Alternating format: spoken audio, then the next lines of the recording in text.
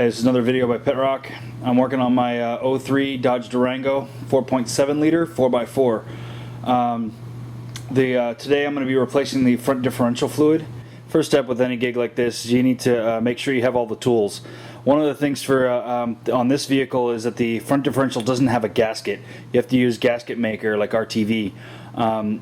So make sure that you have good RTV and that your RTV hasn't dried up like mine did and turned into that. So make sure you have a good amount of RTV. You don't really need a lot for this gig. You can for this job you can use a little hand tube of it. I just prefer to have the pump style so that it's just easier on the hands. Anyway, so you can use either the red. You can use either the red high temp RTV gasket, or you can use, which is the other kind that I also prefer, is the ultra black. This stuff is actually better in my opinion than the red stuff, but they both basically do the same thing. Just make sure you have the correct fluid and the correct amount of fluid. I use in this vehicle I use 75-90 weight oil. I prefer synthetics over regular dyno oil. Use whatever floats your boat. In a front differential on this vehicle, there's no limited slip, so you don't have to worry about additives or anything like that. Just get the correct weight of oil and you should be all good to go. So once you get the front of the car jacked up, or the truck jacked up, I put it on jack stands just for simplicity. You need to remove there's usually a plastic shroud right in here.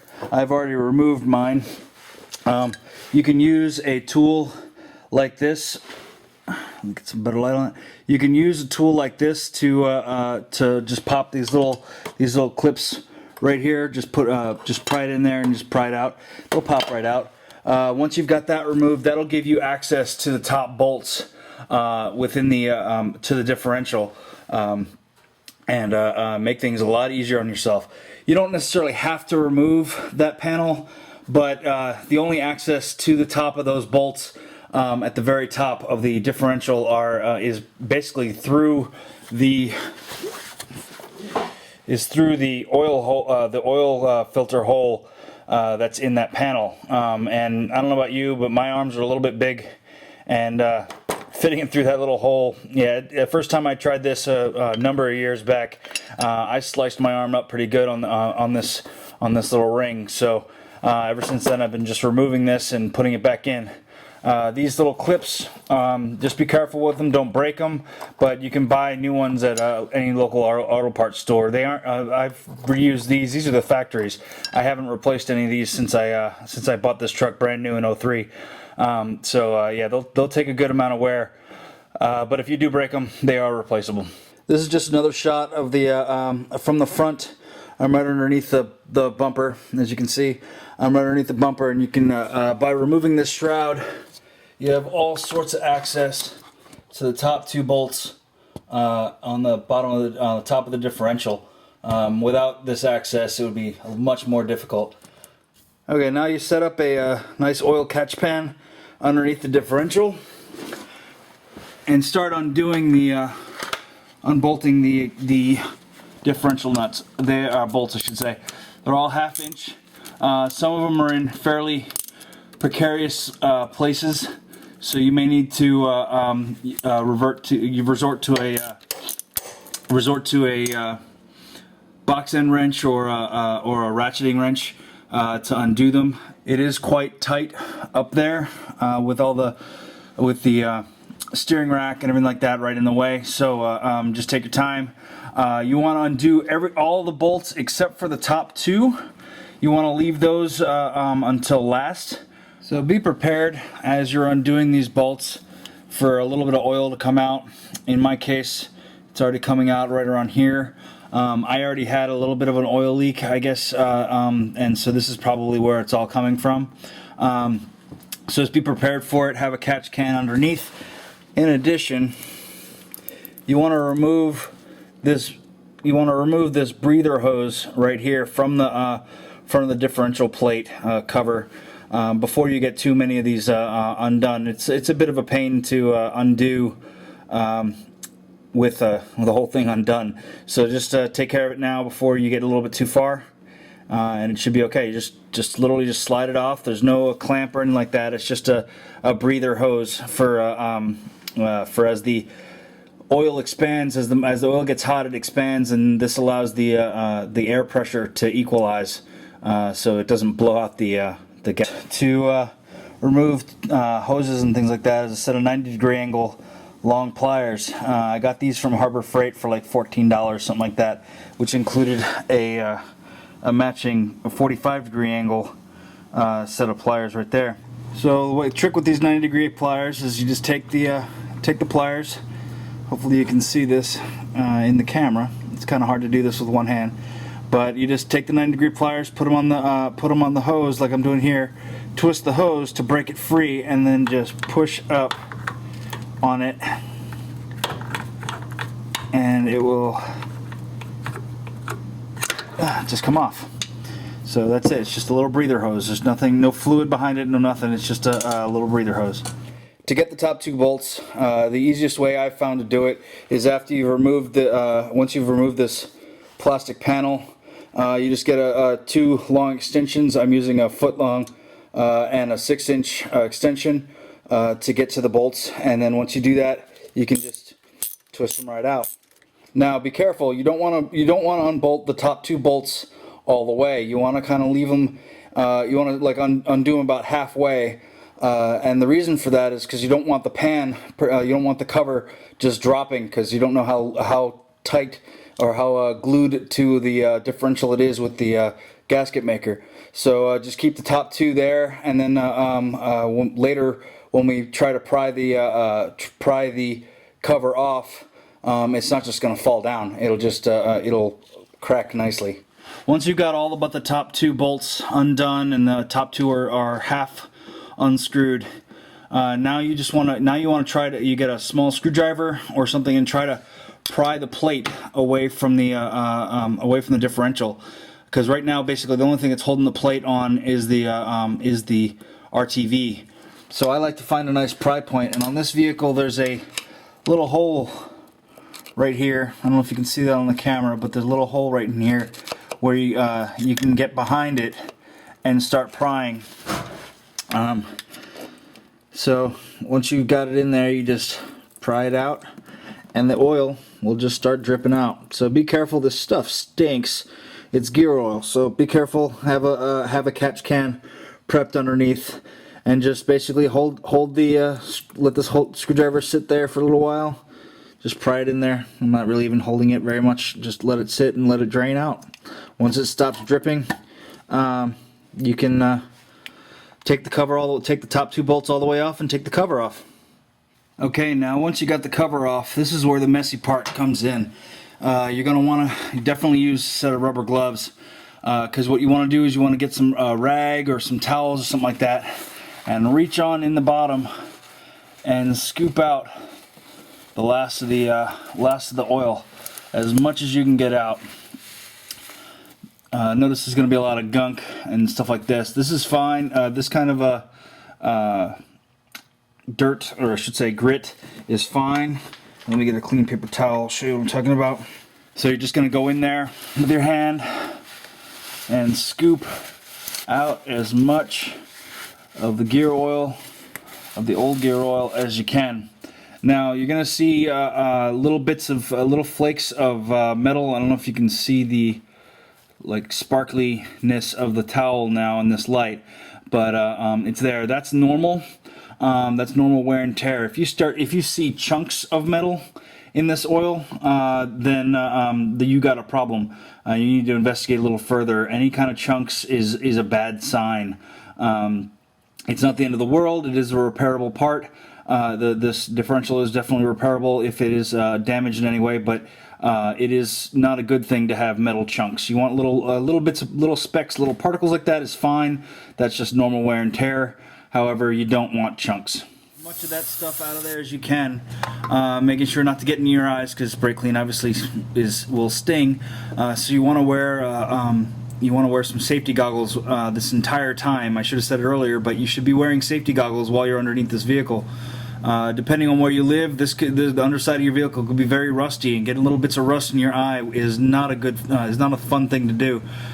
So yeah, you want to wear some safety glasses. Anyway, so once you've cleaned out the inside of the carrier with brake clean, next thing we're going to do is we're going to lift up one of the tires to rotate one of the wheels, so we can rotate this whole carrier and have and inspect the gears.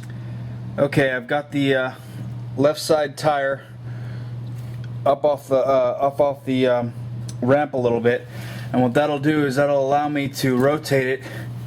I'm doing it with my foot right now, but that'll allow me to rotate it and look and inspect the gears. So what you're looking for as you do this is, sorry if it's wiggling a little bit, but it's hard to do. But what you're doing is you're looking for any chunks of gear that are missing, any uneven wear. Like in my case, it looks like the wear pattern is a little bit towards the inside of the ring. So my front diff may be a little bit out of alignment, but it's not too bad. So I think I'm just gonna leave it be for now. Anyway, so you want to inspect the outer ring gears as they rotate around. Make sure they go through a full revolution. You also want to inspect the inner spider gears right there. Make sure that those aren't missing any chunks or any weird wear patterns on them as you're rotating this thing around. So let me try to do this some more. This is difficult with just one hand and a foot. So yeah, as you rotate it, just inspect everything as you're going along. Next thing you want to do is to basically clean this surface. In my case, I got lucky and the gasket stayed on the differential cover, but in most cases, most of the gasket will be on here. In which case, you want to take a nice sharp razor or putty knife or a gasket scraper and scrape this down.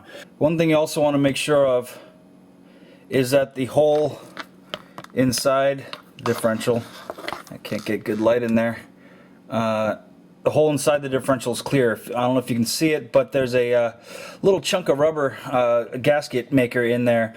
If I put everything back together again and then tried to screw down the nut with that little piece of RTV in there, it would strip out the bolt pretty easily, strip out the bolt hole pretty easily, because this case is aluminum and the bolts are made of steel, or at least I think they're steel. Anyway, they're a lot harder metal than aluminum, so they will strip out if you if there's anything blocking it in there. So make sure that the take like a pick or some kind of something else to get in there and make sure that the bolt hole is nice and clear. Okay, now that the pan is off, you need to clean off all the gasket that's left over. I don't know if you can see that, it might be blocking it on the camera.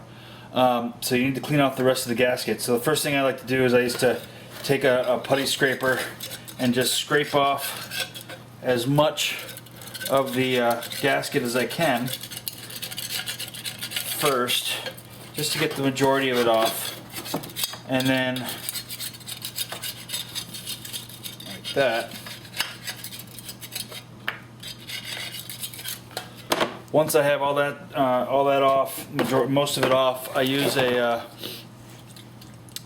see if you can see that in the camera. Yeah, you can.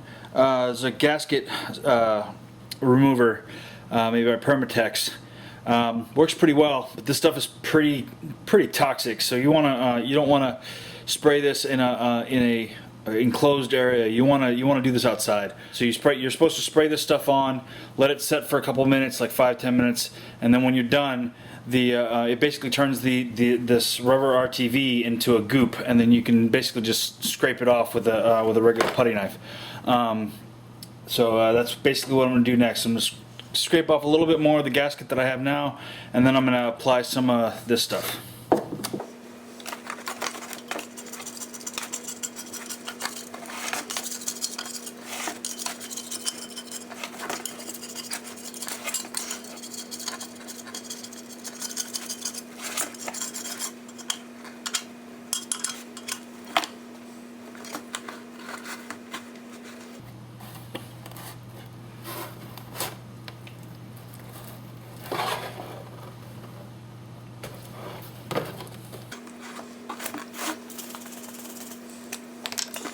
So you don't have to apply a lot of this stuff. You don't just apply enough to coat. Once you've got it coated, you want to have a backstop, so you don't want to spray this all over your stuff. But you shake it up pretty well, and then you just spray it on.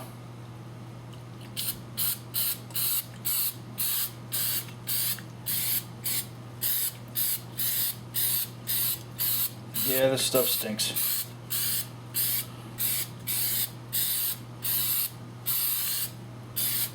So that's about it.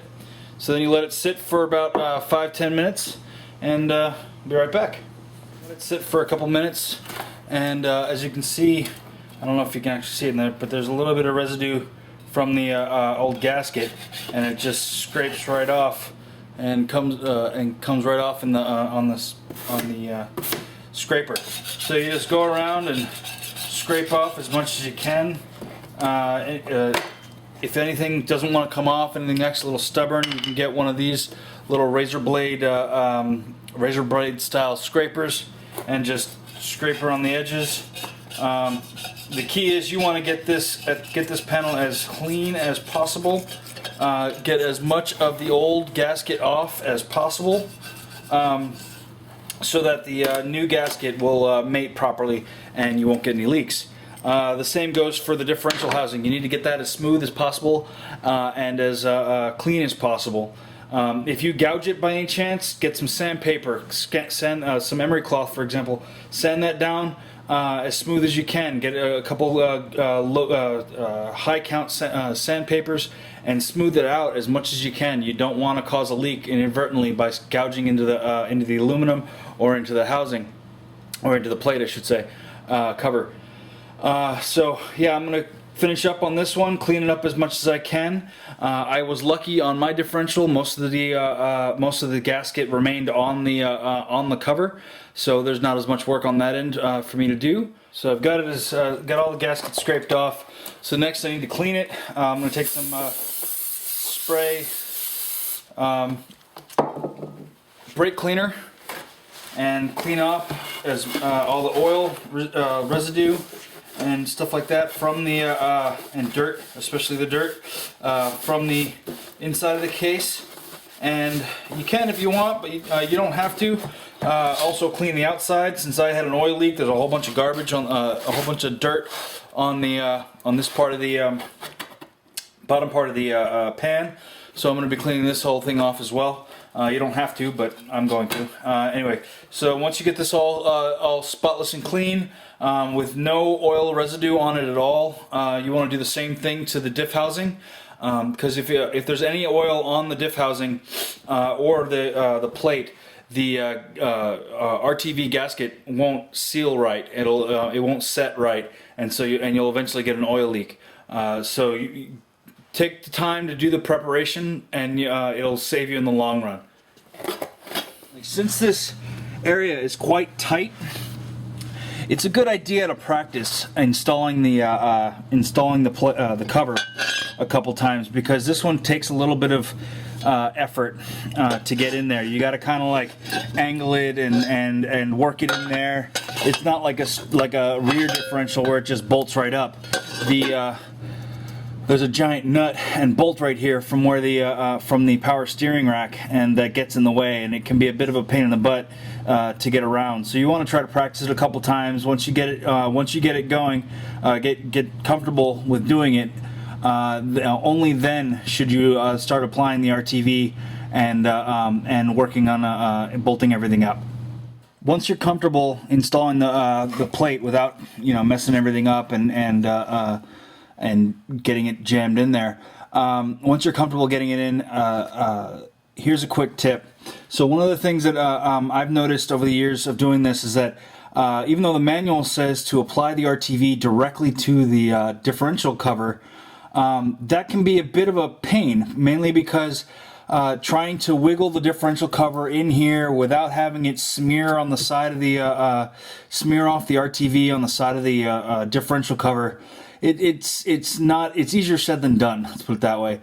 So what I do is, instead of applying the RTV straight to the differential cover, I apply it to the differential itself. So I just apply it a bead around the entire differential, and that seems to work really well. I avoid smearing it. I avoid having it basically get scraped off by the when I'm trying to apply the trying to get the plate cover in there. Additionally, after applying that nice even bead, I like to take my finger and basically smooth it out and spread it out over the entire surface like that. The reason for doing that is that removes any air bubbles that may have formed in the RTV as it was being squeezed out of the little tube or bottle or whatever you have. Additionally, it's really hard to get the RTV all the way up to the very top. So it might be easier to apply the RTV to your finger and just snake your arm up through there and try to wipe it in like I'm doing right here with my arm over top of the cross member. So just applying it up here manually. That might help you out as well. Anyway, so I'm going to start applying, do one last wipe of the differential case with some brake clean, and then I'm going to start applying the RTV. Once you start applying the RTV, you have to start working quickly because you only have about 5 minutes or so before the RTV starts to set, and at which point you got to basically scrape it all off and start over again. So you're gonna want to start working quickly. Okay, so I got it all smeared on there pretty well. Now I'm going to start applying the putting the cover on.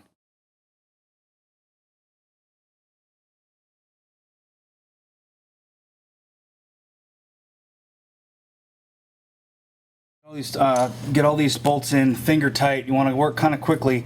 You work them, get them in by hand first. Don't just instantly start with a ratchet or anything like that. Definitely do not use air tools or impact wrench. You will strip out the aluminum, which is not fun because it's very hard to get a drill in here to fix it with a helicoil. Trust me, I know. Anyway, so. Working here with get it so that they're finger tight, and then work around in a star pattern. Turn down each nut in a star pattern, similar to how you do a tire, and basically you're gonna tighten it until you start seeing some of the goo start to squish out. Once you start seeing that, then you know you've tightened it enough and you stop. Don't go any further than that. You don't want to squish out all the gasket maker. The whole point in the gasket maker is to be there and be a gasket. If you squish it all out, then it's no longer a gasket. Okay, so I've got it all buttoned down. See that bead? It's kind of hard to tell because it's black against black, but there's a little bead of RTV that's squished out. That's basically what you want. That's just about perfect. You don't want to squish out all the RTV and bolt this thing down like till the bolts scream. Also, don't want to over tighten. Now that it's all buttoned up, now the next step is basically to wait for the RTV to cure. According to the tube, it says that it takes about an hour for it to cure, and then 24 hours for it to be completely dry. There's differing opinions on how long it takes before you put the fluid in. I'm of the opinion that, better to be safe than sorry. So I usually wait at least 12 hours. So let it dry overnight before putting in the fluid. So you can do whatever you want. It's your ride. But in my case, I just at least wait 12 hours before putting fluid in. Okay, so it's the next day. The gasket has fully cured, or not fully cured, but it's basically dry. It's been about over 12 hours. So now I have to fill it up with oil, and you fill it through this fill hole right here. Let's see if I can get a better shot of the light. Yep, there you go. You fill it through the fill hole there. There normally is a rubber plug that goes in that spot. Anyway, so you fill it through that hole. There is a spec, but it's a little bit off. The main point is to get it so that get the oil in until it starts to spill out. Once it starts to spill out, you just put the plug in. You're done. You want to do this with the truck back on the ground on a level surface. Otherwise, you'll add too much fluid. And that's about it. One of the ways I do it is I use a little suction pump attachment. Let's see if I can get that in frame. little suction pump attachment that goes into the oil, the quart of oil, and I can just pump all the fluid in. This worked pretty well for me. You can use pretty much any kind of pump that you want to get it in there. There are many different ways of doing it. Anyway, so it's just a little too tight in there to try to just pour it in straight with the bottle, so you're going to need some kind of pump. Anyway, so I can't film this with two hands, so I'm going to basically cut out now, and I'll be back when it's done. Okay, so I'm pretty much done. It took a little bit under 2 quarts to fill up my front differential with the truck level on the ground. Once the fluid as I said earlier, once the fluid starts to spill out a little bit, you're done. You can't fill it any further than that, so you're done. Another way to check is just to check where you're at. Is just to stick your finger in a little bit and try to dip your finger in the oil to see how much further you have to go before it hits the top. And then once that's done, you just shove the plug back into the fill hole and reconnect. Don't forget to reconnect the hose that we removed from the front of the cover in the very beginning of the video. And then you're done. You just take it for a test drive. So that's pretty much it. Thanks for watching. If you like what you saw, just click like, subscribe, all that stuff. Thank you.